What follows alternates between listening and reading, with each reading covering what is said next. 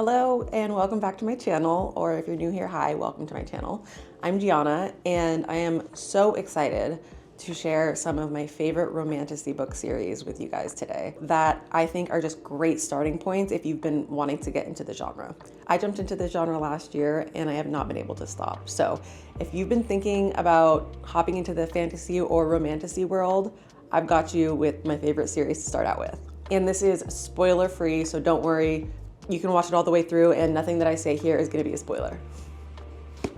The book that started it all for me and for so many romantasy lovers, A Court of Thorns and Roses by Sarah J. Maas. So this is the first book in the ACOTAR series, ACOTAR, A Court of Thorns and Roses, fondly known as ACOTAR.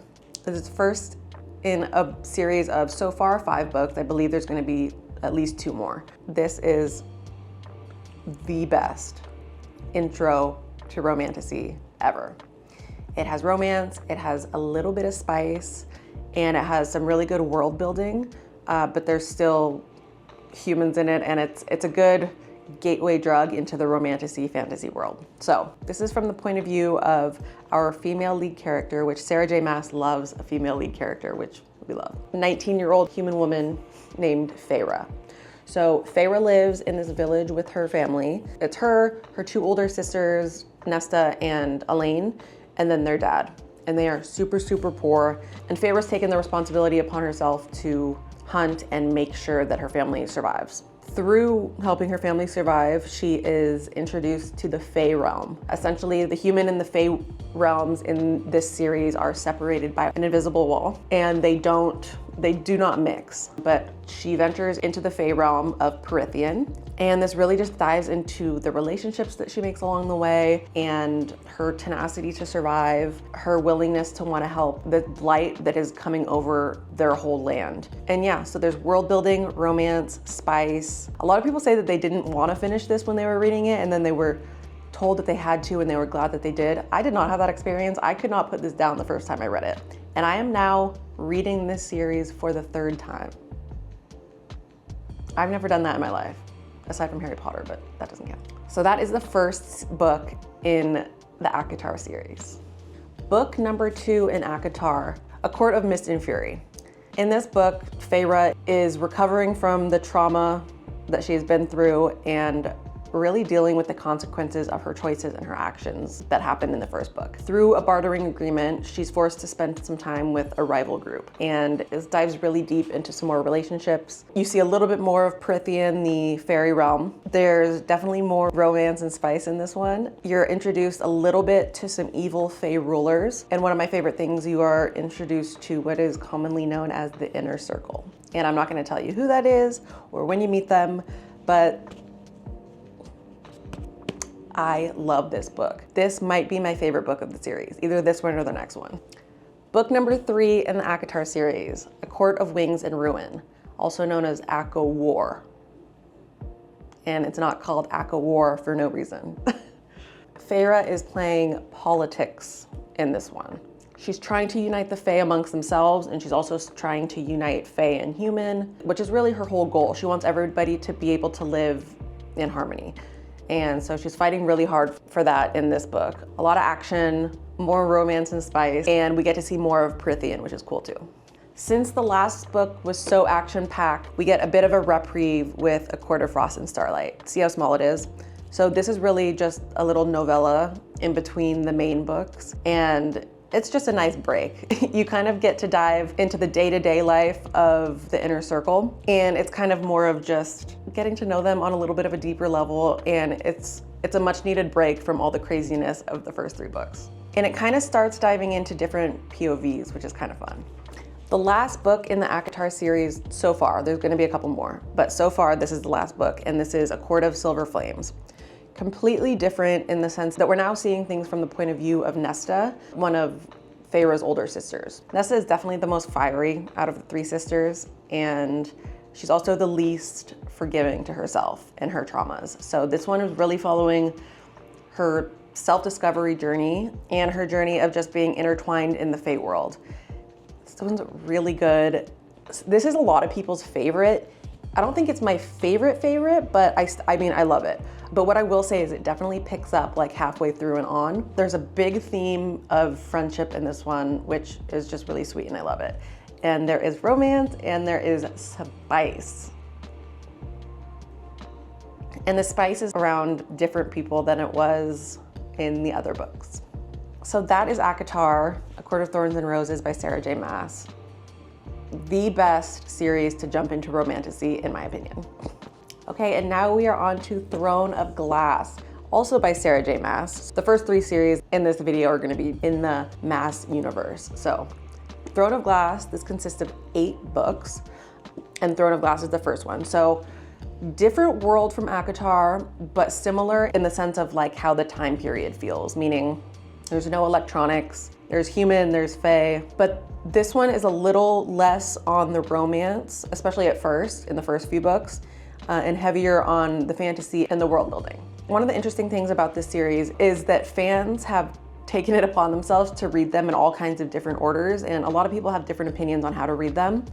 I personally like to read this in the order that Sarah J. Maas wants you to read it in, which is this book, the second book, and then there's a prequel that goes back into before this book, which I'll talk about in a second, but she wants you to read that third, and I agree. So I think it's important to read it in the order that she wants you to, but I'll touch more on that later. So this first book, Throne of Glass, we're following 18-year-old infamous assassin, Celaena Sardothien. She is 18, and when we meet her, she is in this essentially like a death camp, but she's offered the opportunity to enter into a competition as the Crown Prince, Dorian, as his entry, I guess, to become the king, Dorian's father, to become the king's champion. And this person will essentially serve as his bodyguard, his personal assassin, whatever. And this would get Celaena out of this death camp. So of course she takes it. So this book really follows her in that competition that takes place at this insane glass castle in this city. And she just discovers a lot of secrets, and there's action, and there's a little bit of romance, and there's friendship, and yeah, it's just a great start to the series. And it's so funny because talking about this, I'm like, oh my God, so much changes between this one and the last book, but great intro to the Throne of Glass series. So I'm out of props because at this point I switched to a Kindle because I was just reading so fast. But yeah, second book in the Throne of Glass series, Crown of Midnight. This one was really good.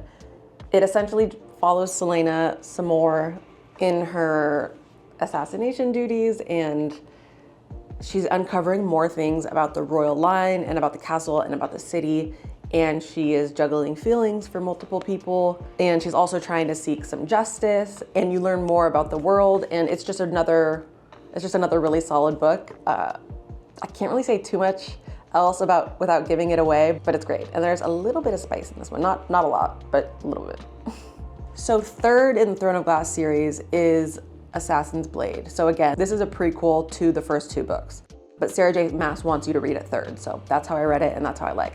You can read it first, like now that I've read it, you totally can read it first as the prequel, but I don't know, it hit really good when I read it third. So it's essentially a collection of novellas that predates the Throne of Glass and Crown of Midnight, where it just goes along Celaena's journey, how she became an assassin in the first place, how she ended up with her mentor, her assassin mentor. And it also dives into her relationship with Sam, who is mentioned in the first 2 books, but we don't really learn a lot. And it dives into their relationship in a really great and crucial way. So it's a crucial backstory, and get ready to have a lot of emotions and be happy and sad and angry, and it's so great, and it really makes sense on why she becomes the way she is in that book. Okay, so the next in Throne of Glass series is Heir of Fire, and this is kind of when it starts to switch up a little bit. So Celaena goes to a different city to learn more about her heritage, who she is, where she comes from. And in this one, there are a lot of new characters. She's starting to kind of build out her crew around her. And so this one's really about the relationship she's building and different skills and things that she's learning outside of being just an assassin. And yeah, we meet some really crucial characters in this one. We're introduced to Manon and the whole witch clan, which is like a completely separate It's almost like a separate storyline that's happening, and it's really, really interesting, and it kind of happening alongside of the regular storyline. All right, the next book in this series is Queen of Shadows. And oh my God, this is a good one. Continuing along, discovering conspiracies about their world. We're meeting more people and we're strengthening the relationships with the people we met in the previous book. Manon's story is continuing to build, and Selena's really trying to fight for her kingdom and for their world, and just uncovering a lot of ancient secrets. And again, she's building out her cadre of her besties, essentially. And there's a lot of action, there's romance and spice in this one.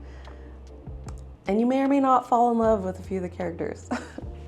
Okay, so the next two books are interesting. So it's Empire of Storm and Tower of Dawn.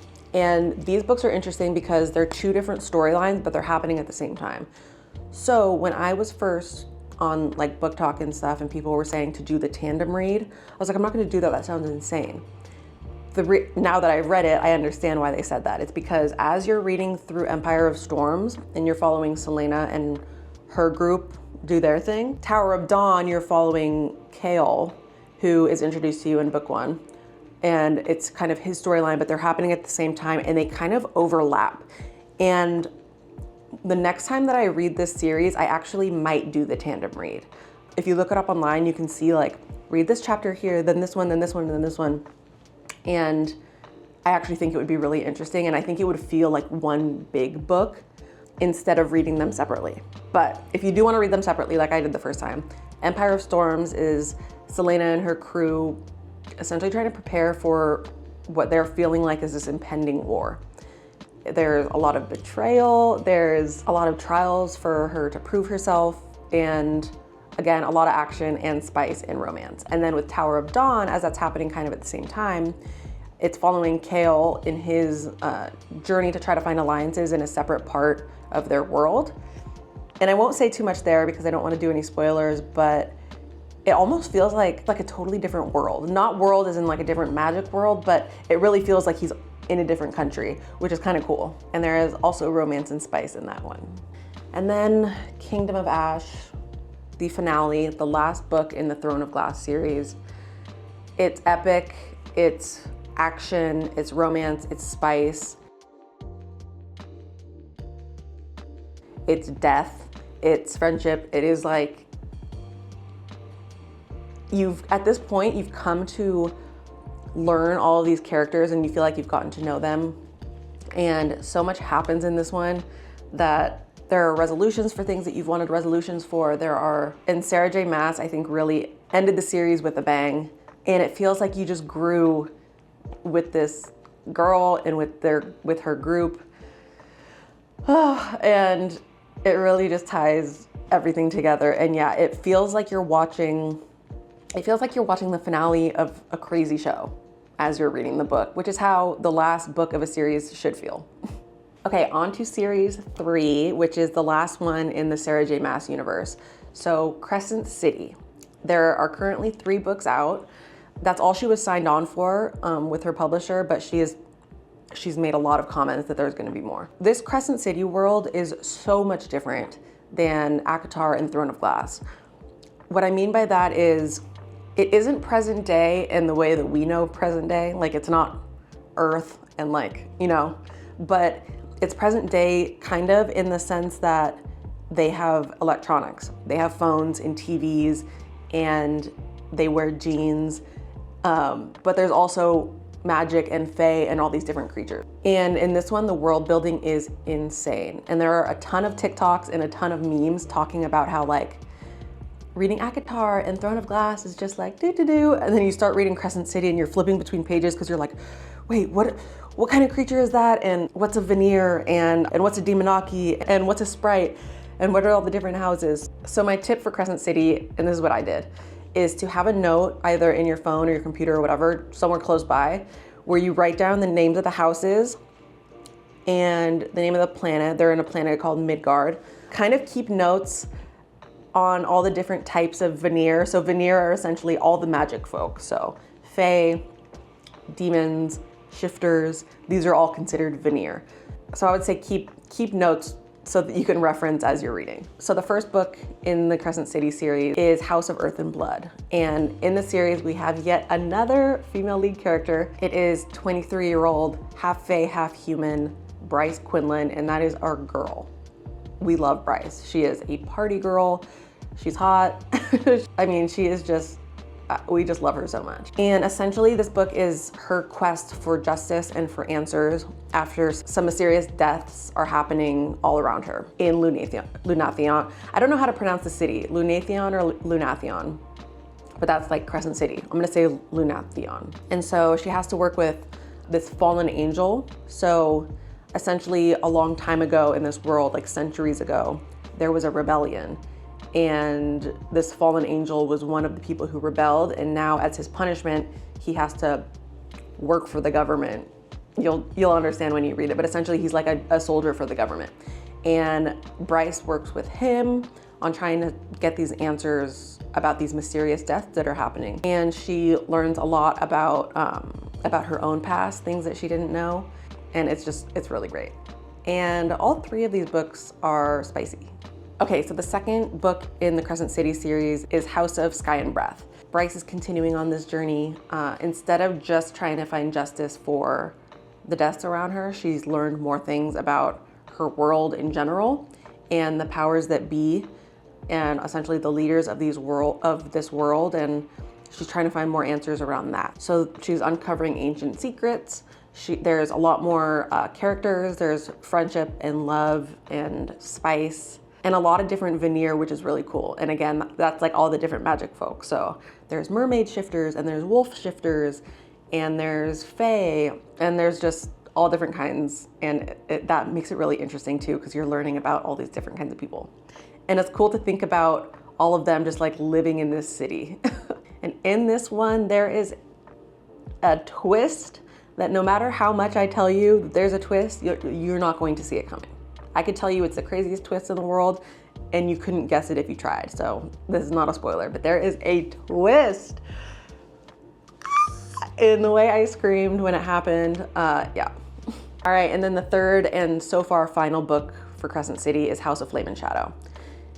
More searching for justice, more spice, more twists, and this one is a really, really action-packed. Actually, the whole series is kind of really action-packed in terms of fighting, and like, I guess just like there's a lot of fight scenes and there's kind of a lot of gore. Like it's kind of gnarly, but not in a scary way. I don't really know how to describe that. But then in this one, for me at least, I felt like I learned more about the houses in this third one. So notice how the names of the books are A House of Sky and Breath, A House of Flame and Shadow, blah, blah, blah. I feel like I learned more about the houses in the third one. And again, for Crescent City, take notes. You have the planet of Midgard, you have their city of Lunathion. You have the different quarters, which are like the different neighborhoods essentially in the city. And you have the houses, which is like different types of veneer or parts of different houses. And you have so many different types of veneer. So take notes so that you can reference back. But we love our girl Bryce. Okay, and then the last series in this video, but certainly not least, is not by Sarah J. Maas. We're now out of the Maas universe. This is by Rebecca Yarros, and it is Fourth Wing. If you are anywhere on Book Talk or just on the internet in general, I'm sure you've heard of Fourth Wing, but this, I really loved it. I didn't know what to expect going into it because I had just come from the Maas universe with all these fae and all kinds of stuff. So I didn't know what to expect, but this is dragon focused. Like this is a book about dragon riders and their dragons. And you fall in love with the riders, you fall in love with the dragons. It's so cool. So essentially in the first book, which is called Fourth Wing, so actually the series is called the Empyrean, but the first book is called Fourth Wing. And we're following our female lead character again. It's 20-year-old Violet Sorengale. And essentially Violet is the daughter of one of the generals of this war college called Basquiat. So in this war college, which is exactly how it sounds, there are 4 different sections, or like, think like things you can major in. And these are the quadrants. So there's the writer's quadrant, which is where you bond with a dragon and eventually end up becoming an actual dragon rider, where like in the army kind of. There's the scribe quadrant, which is essentially the most knowledgeable people. They know everything, they've read every book. These are the knowledge keepers of this world, the scribes. There's the healers quadrant, the doctors essentially, and then there's the infantry quadrant, which is of course like the soldiers, frontline guys. So Violet trains her whole life to become a scribe. That's what she wants to do. She's like bookworm, whatever. And then it's time for her to go to Basquiat College. And essentially she's forced into being in the writer's quadrant. Super dangerous. Most of the class does not end up seeing the end of the 3 years that they're in school. Like, there are people dying in school all the time in the writer's quadrant. And essentially this first book just follows Violet's first year at this college. And there is romance and spice, of course. There's mystery, and they're making friends and they're making enemies, and she's learning things about their world. And there's dragons, and the dragons are really cool. Like, the dragons are also characters in the book. Like, it's not just pets, like they're actual characters, and we love them. And then the second book in the Empyrean series so far is called Iron Flame. There will be a third one we know of, at least, called Onyx, crap, I forget what it's called, Onyx something. But the second one is out now and it's called Iron Flame. It continues to follow Violet in school, but it also follows her outside of school. And there's things happening with her family, there's things happening with her friends. Because she's in the writer's quadrant, there's violence and death everywhere, and she's constantly trying to avoid getting killed. And she's uncovering ancient secrets about their world. And so our girl's just trying to save the world while trying not to get killed. And again, there's romance and spice. So there you have it. Those are the 4 series I would recommend you read if you're trying to get into the fantasy romantasy genre. I also would recommend that you would read them in that order. ACOTAR, because it's the easiest to kind of get into the fantasy vibe, but also because the way that Sarah J. Maas writes those 3 series, it kind of works to read them that way, in my opinion. ACOTAR, Throne of Glass, Crescent City. And then Fourth Wing you can read before that or after or during, whatever, because it's a completely different author, different everything. But yeah, that's what I would recommend if you're looking to get into the genre. I am excited for you. Be prepared to fall in love. Be prepared for heartbreak. I've cried during every one of these books, by the way. There have been happy tears, there have been sad tears. Be prepared to have your emotions rocked. Be prepared to be angry. If you're somebody who's attracted to men, be prepared to be really angry that you're so in love with certain men and come to this realization that you're so in love with them because they've been written by a woman. It's a whole roller coaster of emotions, but I'm super excited for you. If you do start to read these series, please let me know, and let me know what you think, and let me know if you would like some more bookish content. Otherwise, if you're not subscribed, but you like this video, then please do so, and I'll see you next time. Love you. Bye.